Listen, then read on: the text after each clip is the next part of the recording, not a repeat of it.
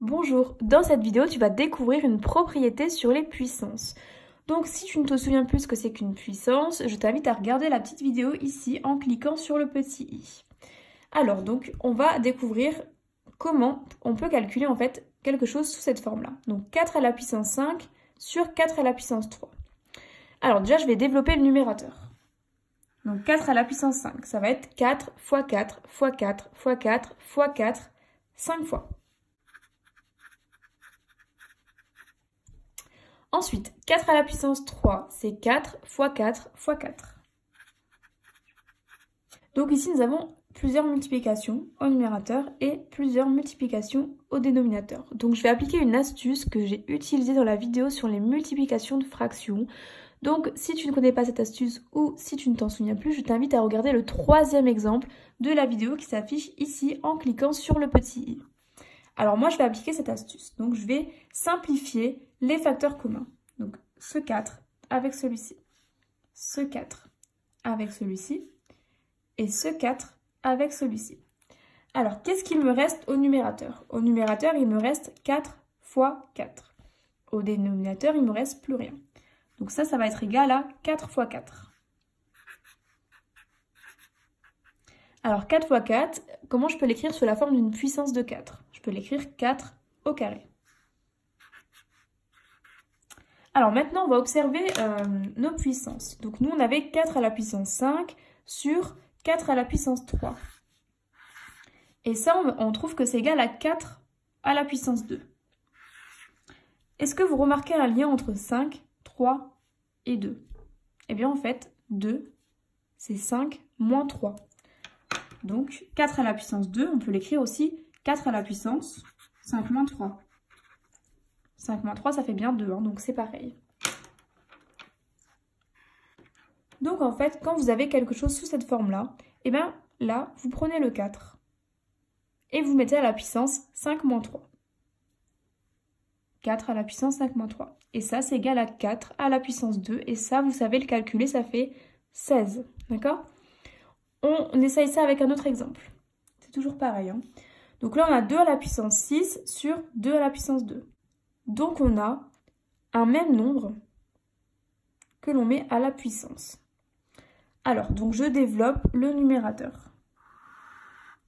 2 à la puissance 6.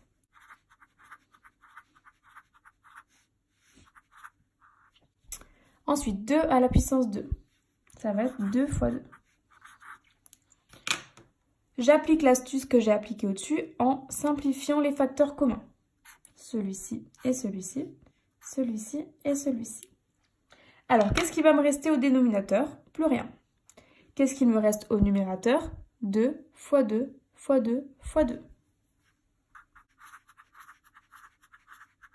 Comment je peux écrire ceci sous la forme d'une puissance de 2? Je peux l'écrire 2 à la puissance 4.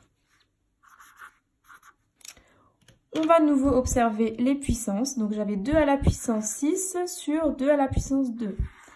Et on trouve que ça, c'est égal à 2 à la puissance 4. Donc qu'est-ce qu'on a comme lien entre 6, 2 et 4? Eh bien en fait, 4, ça va être 6 moins 2. Donc en fait, 2 à la puissance 4, je peux l'écrire 2 à la puissance 6 moins 2. C'est pareil, vu que 6 moins 2, c'est égal à 4. Et bien voilà, c'est ce que j'ai fait. J'ai pris mon 2 et je l'ai mis à la puissance 6 moins 2, c'est-à-dire à la puissance 4. Donc voilà. Alors, dans ton cours, tu as dû voir une propriété qui ressemblait à ça. Eh bien, en fait, c'est la propriété que nous avons découvert grâce à ces deux exemples. Donc, quand tu as un nombre à la puissance n sur ce même nombre à la puissance m, eh bien, on peut l'écrire sous la forme a à la puissance n moins m. Et c'est tout ce qu'il y a à faire. Il n'y a pas besoin de faire tout ça. Ça c'était vraiment juste pour découvrir la propriété, hein. Donc, quand tu as quelque chose sous cette forme-là, tu peux l'écrire 4 à la puissance 5 moins 3 directement, c'est-à-dire 4 à la puissance 2. 2 à la puissance 6 moins 2, donc 2 à la puissance 4. Alors, je vous ai mis un petit exercice juste ici, donc je vous laisse mettre sur pause, essayez de le faire et on corrige dans 2 minutes. Alors, du coup, on peut corriger. Alors, donc on applique la propriété directement, hein. Je ne vais pas vous demander de développer à chaque fois, hein. Alors, 7 à la puissance 6 sur 7 à la puissance 5. Et bien, c'est 7 à la puissance 6 moins 5. c'est-à-dire 7 à la puissance 1.